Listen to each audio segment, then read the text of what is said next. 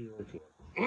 So tell me about you. I want to know you. I want to know your history. Okay. Well, my name is Kevin. I grew up in Waltham, Massachusetts, the Watch City. Waltham? Waltham, Never heard of it. yeah, the Sorry. Watch City, just Doesn't outside matter. of, Doesn't matter. right next to Lexington. Okay. Um, So Lexington Concord. yeah, that's a Yeah. big part of why I'm doing what I'm doing too. Yeah. Um, so I spent 32 years there. Um, my parents got divorced when I was 3. My mother remarried, um, and so did my father. But my stepfather was a Vietnam veteran and my hero, but he had his flaws. Um, he was he was a cop, so I tended to always be looking for his approval. So like I kind of followed in his footsteps. I played football and stuff, even though I didn't like the sport. I was really good at it. I was captain of my team and whatnot. People feared me on the field. Nice. Yeah. So when I graduated high school, I went in the Marine Corps because my direction was towards law enforcement. I wanted to be and I felt like that would be a good avenue. Spent 3 months down in basic in Paris Island. After 3 weeks into basic training, I got a kid in my platoon got a cigarette in the mail, and 6 of us went into a closet and smoked that cigarette. And we got told at week 3 we need to go back to week 1. So I got recycled in training. I made it another 10 weeks. Because of the cigarette? Yeah. Wow. I actually. So they call us into the office, the drill instructor, and they're like, "What happened? Whatever." And me being from raised by a cop, I'm like, "Tell the truth." Yeah. You know what I mean? But because I told the truth in that setting, Got you in trouble. got me in trouble. No But feeling. they couldn't tell me that it got me in trouble. They looked at me as kind of like somebody who would turn in their own. So I spent another hellish 8 weeks in trial training where they were like, "Your shoes untied," type of badgering, I guess you would say. And they gave me the option. They said I failed trial training. They gave me an option. I could go home, mature a little bit, and come back in 6 months, kid, or I could go back to week 1. So I decided to go home and mature a little bit. When I got home, my re-enlistment code was for 2.5 years. So that did a lot for me emotionally because up until that point, Kevin could do anything he wanted. Kevin, if he set his mind on something, he would accomplish it. But with that, it was kind of like maybe Kevin isn't all that. You know what I mean? It hurt me, but it didn't impede my career. I went into law enforcement. I started as an auxiliary, then a cadet, then a cop. I told you my father was on the same department. What I realized, um, reflecting back, is he was a hard nosed with. He was a sergeant. He was hard nosed with the people he supervised, as much as he was hard nosed with me. So he pissed off a lot of people that when he left the department in 2002, were, they were climbing the ranks. So they started busting my balls because of who my father was. So you think, oh, well, maybe you got preferential treatment to get the job. Probably tough on you. They were tougher, you know. Makes sense. There was whatever. I was young, so I was in law enforcement as a sworn cop for like 8, 9 years, and my wife got a job offer in Washington, and I said, you know what, this probably isn't for me. I would have made a good cop in the '80s. Were you like Matt Damon in The Departed?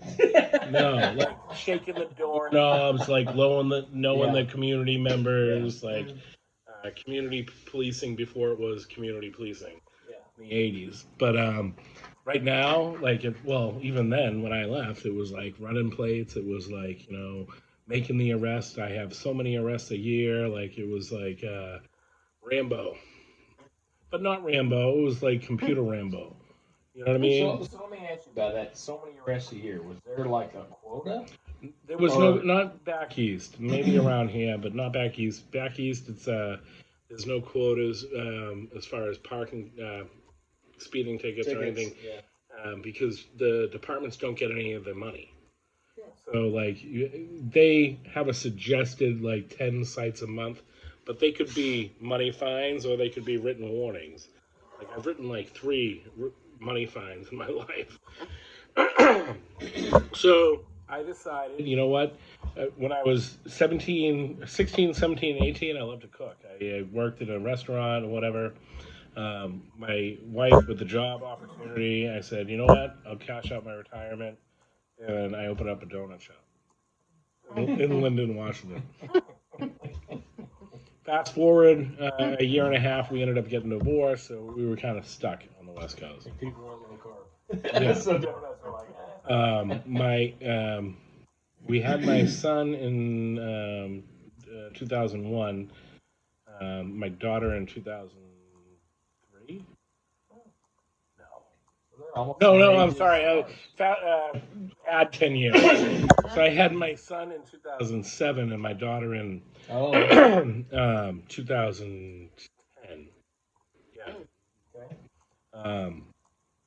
So after I got divorced from my wife and the donut shop, it was like, oh, well, now I really have to make a living and can't afford to, just be trying to have fun with a shop. I tried to go back into law enforcement. I interviewed at some department near Vancouver, and they were like, "Oh, so do you like money fines?" And I'm like, "Not really. We just write warnings back east." They're like, "Well, we like money fines." And I'm like, "Sounds good," because they get all the money. Anyways, I was director of security at an Indian college, and this is when the story takes a huge. Which college? I'm sorry. It's the Lummi Nation. It's a native, West. Oh, okay. A Native American community college. First Tribes, as they call them in Washington. Yeah, Lummi. It was Northwest Native College. Yeah, that's where the woman that I was talking about earlier is. Actually, she's a Lummi. But the story takes a little bit of a turn because my son, he was 6 years old, he was killed in a car accident in 2014. So he was the most beautiful boy that you would ever meet. Everybody was his friend. I'm sorry. No. That's horrible. It plays a lot into my life story. So once that happened, I kind of said to myself, fuck it, I'm going to do what I want. And instead of going into law enforcement, I decided to maybe I'll cook. Maybe I'll go into food services. So I ended up opening a restaurant in 2016 in Washington, and it was good food. Like I did my breads. I went about 9 months into the summer, and the business just wasn't what it was. I couldn't keep the lights on. Which is typical for most restaurants. It sucked, but I didn't have a huge bankroll either. So it was like we closed. It was me and this woman that I was dating at the time, and we moved to Baker City, Oregon. Why? Because we had driven through and we liked Baker City, and you know what? There's a huge hotel there, and they were looking for a chef. So I decided, hey, maybe I'll work as a chef. Yeah. Did 2 weeks there, and I said, nope, this job isn't for me. But we lived there, and I ended up working for Child Protective Services for the state of Oregon. I did that for about 7 months. Ended another relationship. Now, was that fulfilling, or get into I thought it would be good because it was it was governmental. It was a government job. And dealing with kids, I felt like I could take. But did that create obstacles as well? Emotionally, for me, it did because I'm seeing these parents that could give a shit less what their kids were doing, and I had supervised visits and stuff like that, and it really wasn't good for me. It had to take a toll on you. Yeah, because I lost my son, and like you have these people that could give two shits less. Like you would give anything. Yeah. Right. So,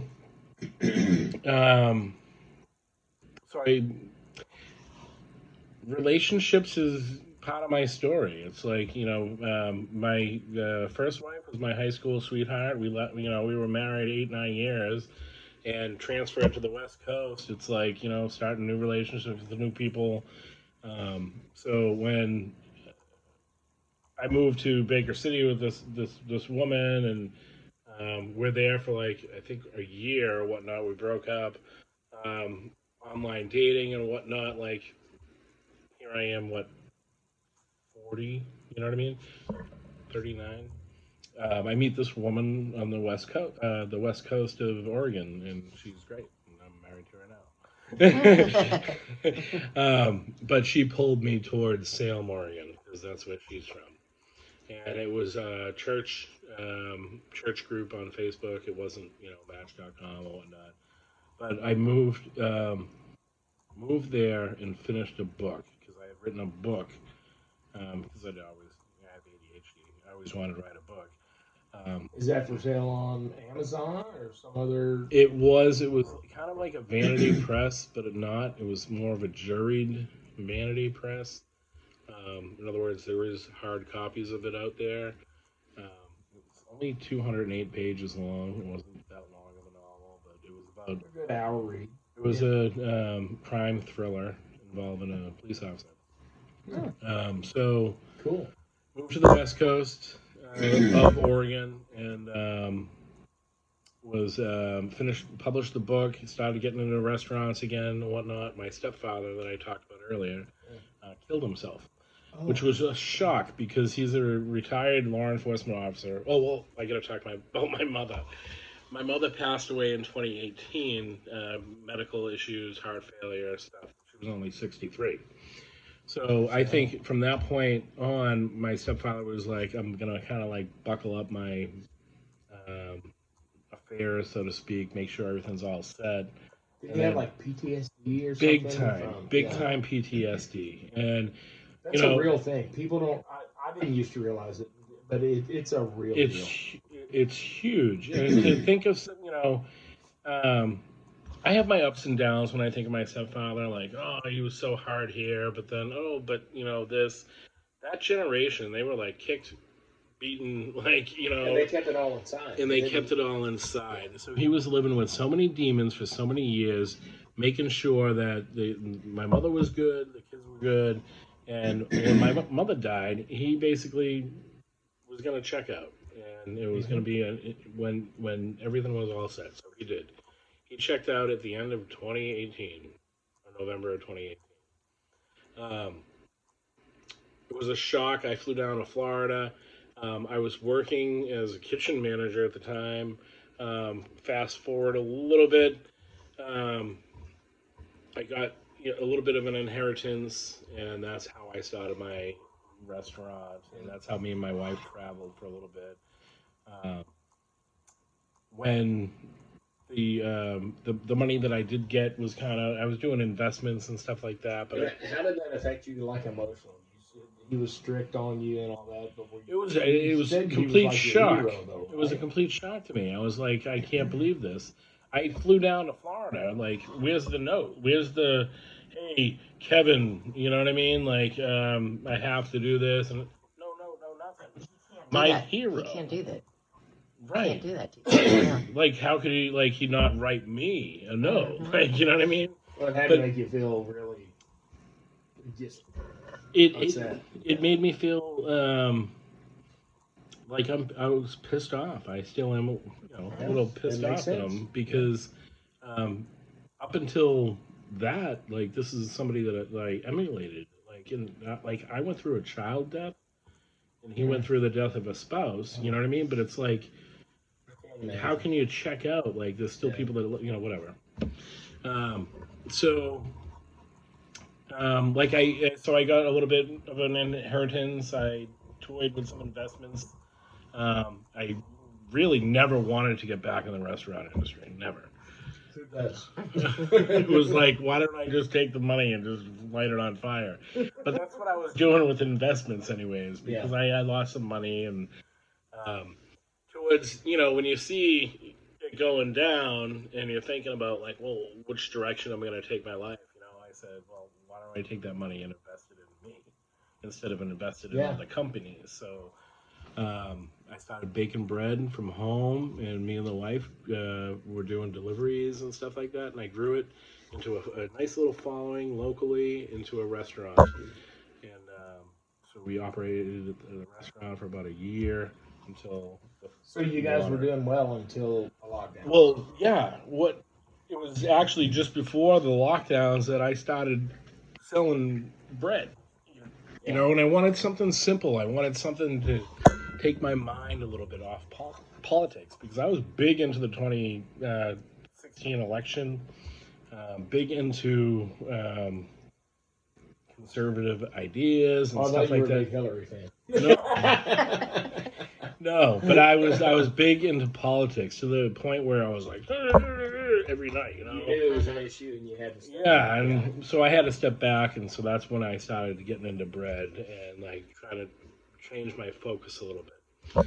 Um, but fast forward another year, I kind of got sucked back in, and the reason why I got sucked back in was because everything I've learned in life is being questioned right now. Mhm. You know, a lot. You know, just having pride in country, pride in um, values that we like. These are values that Shared were values. shared values. These are shared values that were like just taught to us in school. You know what I mean? I pledge allegiance to the flag, Mhm. Yeah. and just all the experience of like the movies and different things. How the World War and World War II and Vietnam and just having, I mean, just wars, but like just this love of our country, and I feel like it's getting lost. So We're losing. Mhm. we're losing it, and here I am with actual family suffrage, a stepfather, a stepfather who killed himself 30 years after the war. You know, that still suffered his whole life with PTSD. You know, and like I considered it a statistic of the war. You know, and what did these guys fight for? What are we fighting for as a people? So I had to get back. Sorry, No, No, I no. had to get. I will tell you with PTSD, um, I thought it was all bullshit for years, and I thought, what's wrong with these people? I deal with death in my former career every day, dead bodies all the time, and it took a friend of ours getting murdered, and I was there. It just like a light switch. Couldn't close my eyes without seeing death, blood everywhere. Couldn't sleep. Couldn't do anything. And at my age, yeah, I'd talk to somebody, but it was. So I totally get it. So don't feel bad about it. And I think that's one of the biggest injustices now with men's mental health. Guys always want to be tough and not deal with this stuff, but when it hits you hard, and we're not designed to deal with it because we always want to be tough and show that stiff upper lip, but what you're dealing with is totally real. And and I'm saying it because I want people to know that it's a real thing, and it's an epidemic. Well, I haven't shared this a lot with too many people, but I want to put this documentary together, and then at the end of it, the beat a truck out in your driveway that's a big piece of crap is going to go on the auction block. And the proceeds that it's going to go towards veteran suicide. Oh, that's great. We have one of the largest, It's the largest group of suicide. Yes, it's horrible. and it's a travesty. It is. So I'm hoping to make this. This I'm hoping that will have that truck out there will have a huge I value. hope so. Oh yeah. And donate it all to the veteran suicide. You know, It's like an issue that doesn't get enough it's attention. huge. Yeah. So bring attention to that, but also, try to preserve some of what I've learned in my 44, 43 years here on this earth for this country. So that's my motivations, that's my goals, and you not to circle it back to my son, but you can, take away my money, take away everything. You know what I mean?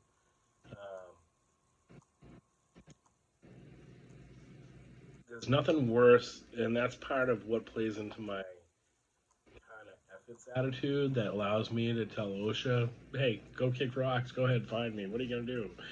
Put me in a bankruptcy. Go ahead, whatever." Because there's nothing worse than you can do to somebody. I can't So imagine. it just plays into my strength. It plays into there's so many people living in fear out there about what's going on with oh crap, I could get this fine, or they're being driven by fear, and I know You know real wholeheartedly fear. what fucking fear is. Do you know what I mean? Well, I don't know what you mean. I can't imagine dealing with that. I, there's really nothing I can say. I can't imagine So I don't know. that. That's So, it. to bounce back from that, though, that's amazing. And again, thank you so much for what you're Thank you. doing. Hopefully, I have a bakery to go.